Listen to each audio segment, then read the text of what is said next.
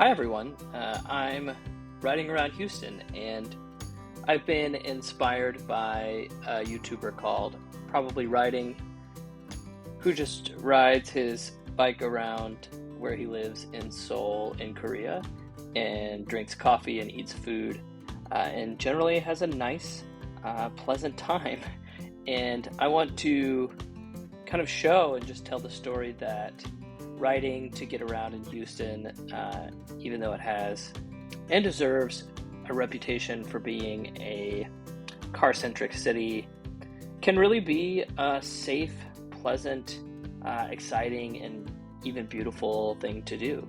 So as long as I still want to, and as long as it's fun, I'm going to kind of take some videos on the rides that I do around the city and just talk a little bit about how I think about picking safe, pleasant routes and what I know about some of the things that are going on in the city as it relates to biking infrastructure and city politics and some of the organizations that I'm involved with or know about that are working to make cycling in Houston even more fun, even more safe, and accessible to everyone. So I hope you enjoy watching this channel as much as I hope to enjoy making these videos, and I would be just so happy if at least one person got a little bit different perspective on this big concrete jungle that I call home.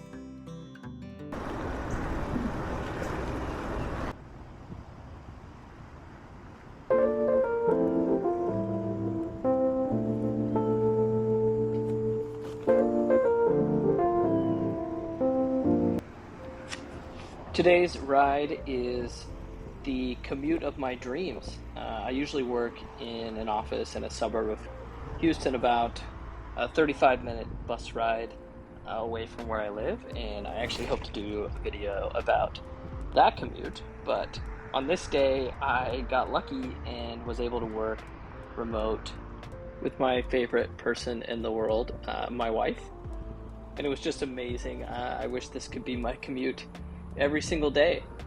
So there's a little bit of foreshadowing there for you. She actually left in her car about 5 minutes before I did on my bike because I was kind of frantically collecting all my stuff and running a little bit late.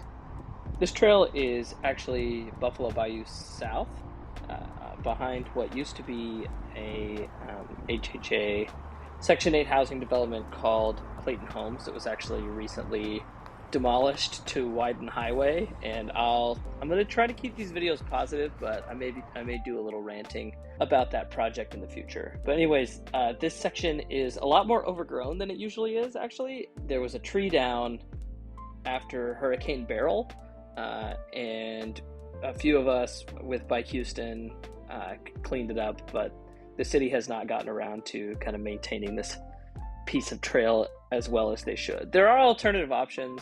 You can take the road under the freeway, but I prefer to go down here, especially during the day, because it's just quiet and there's no cars and there's a lot of nature, and it's just a much more pleasant experience. But some stats for the nerds: the route is about 3.25 miles. It took me a little over 16 minutes, and I averaged about 11 miles an hour. So these videos look a little faster than they are, than I'm going in real life, but this is actually a pretty chill, definitely sub-sweat threshold pace for me, and so it's kind of short enough that I can go slow and not sweat too much, but long enough to be a little bit of an adventure. If you spend enough time in Houston or basically any other city in America, you'll kind of realize that the areas around highways, even this one kind of pre-widening project, are just big giant craters. They're parking lots or power stations like this one, but this highway actually was put in over one of the first Black communities in Houston. The area is called Frosttown, and just past James Butte Park. And when I do that video I mentioned earlier, I think it would be fun and maybe educational to talk about the history of who the highway has already displaced and who the kind of modern widening project is planning to displace. But This video is not about that. I gotta remind myself. But I don't know if you noticed, but I just passed a woman. Watching these videos that I'm taking is really kind of reminding me, I've gotten used to it, I guess, but just being outside of the car and being out where you can make eye contact with people, you have so many nice little interactions. That woman just waved at me, and I see so many more dogs like this one right here, and just people are in a totally different frame of mind. I'm in a totally different frame of mind than if I am stressing driving in traffic. So there's the red line of the light rail up there. I'll pick it up here at University of Houston downtown when I go kind of north into the Heights. I do that every Sunday morning, so I'll probably make a video about that too. But I really like having the train as an option. It kind of extends the places that I can bike to, especially when it's hot outside. And in Houston, it can be hot and swampy. So I'll take the 5-minute ride to the train, and then a 20-minute ride on the train, and then a 5-minute ride at the end versus a 30 or 40-minute ride outside, just to avoid sweating if I'm on the way to somewhere where I don't want to be drenched. I just passed the pretty brand new Bike Houston and Bayou Park Sport, I believe, bicycle and pedestrian counter, which I'm really excited about. If you're in Houston, go ride by it. We need to get those numbers up. So, although I recently learned that there were some issues with it during this time when I rode by, it was like resetting earlier in the day than it should have been. So the numbers looked lower than they should be, but it's been a really big success. The numbers have been even bigger than we thought they would be, which is significant because this video is still in the heat of the summer in Houston when fewer people are riding than when the weather is good. I want to talk about this raised and narrowed crosswalk probably in a future video because it was completed pretty recently and has made a big difference. But my wife is calling me, so let's check in on that. Yeah, I haven't seen the bike rack, so I was just gonna ride around the building and see. But if there's a bike rack that works, I'm like 2 minutes away. Do you want? Okay. Wow. I said wow because she left in her car at least 5 minutes before me, and we're getting here at the same time because she probably sat in some traffic on I-10, which is most people's experience of transportation in Houston. So anyways, I got a good full day of work in. This office has a bike rack, which is a huge plus. And we got lunch actually around the corner at my favorite weed-themed sandwich shop called Chiba Hut. There's actually a lot of great restaurants around here, which makes me want to work here more often for more reasons than I got to work with my wife, and the commute is nice. I thought this turn to the left was actually going to be a ramp down, but it was stairs up. A lot of buildings in this part of town and in my neighborhood, are older warehouses that have been kind of retrofitted into studios and art spaces and bike shops and restaurants. And there's some really cool things that people are doing with those spaces. So yeah, this is the trip home. I took almost the same route, so I'll probably speed it up a little bit, but 5 o'clock, avoiding the insane traffic on the highways. This is a pretty good situation for me.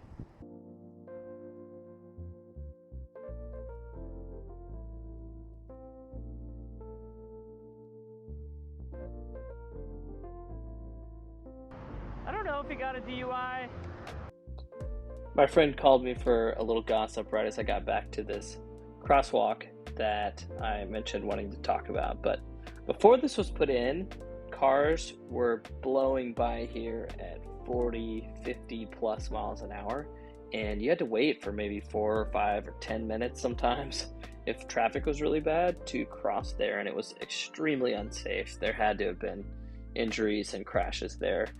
But after they put those little curbs in, that all they do is just kind of visually narrow the lanes as cars approach, it made cars so much more likely to slow and stop because they saw that the lanes were narrowed and they wanted to be careful not to hit the curbs. And it also was just a visual cue that people might be crossing there.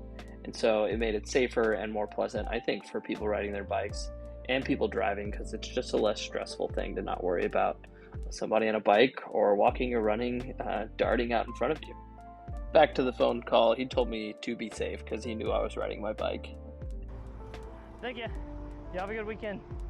You be safe on your drive home. Statistically, I heard that's very dangerous.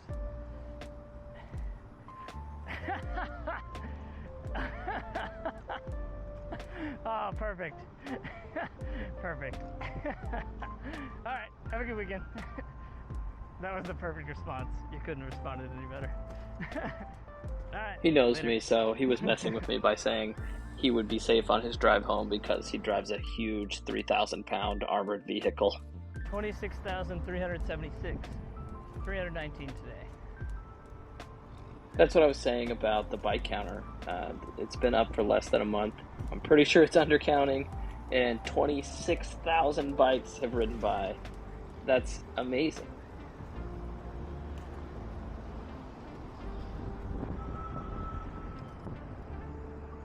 I have a background in disability and accessibility, so I might do a whole video about how biking and pedestrian infrastructure makes the city work better for everyone. It's one of my biggest pet peeves when people try to use people in the disability community to argue that we don't need more space for actual humans in the cities that we live in.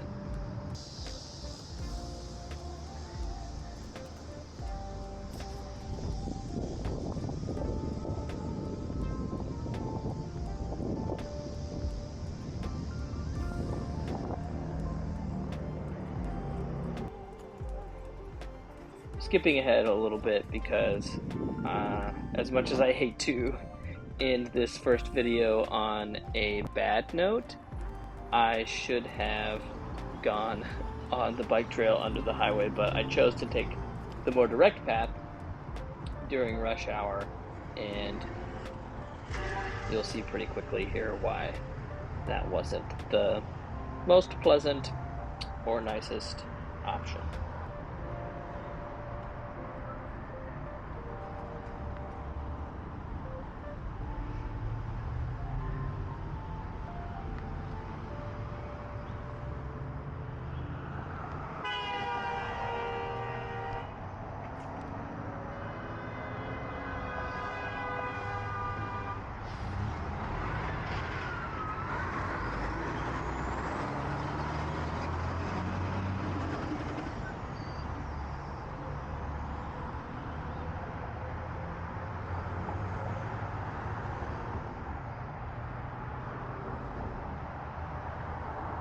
This is what I mean when I say that biking in Houston can be safe and pleasant and fun with a little bit of planning and a little bit of just paying attention to your routes and avoiding places like this where the feeder road of the highway is leading into the on-ramp, and so all the traffic in those 3 lanes is speeding up. And as you can see, this car flies by probably at 60 miles an hour because they were annoyed that they were having to wait for the traffic getting on the freeway. Just areas around the freeways and some of the bigger roads can be unpleasant to cross. So I avoid them, and when I don't avoid them, I'm just patient and I wait until there's a good safe gap, and then I try to find my way back to the quieter streets or the off-street paths as quickly as I can. If you're still with me, thanks for watching this far. I know this maybe isn't the most exciting route or video, but I had fun making it, and I have a lot of ideas for other places I can go and things I can talk about. Houston really is full of hidden gems. It's beautiful in some places, and in some places it's like a world-class food city stuffed inside a bunch of strip malls.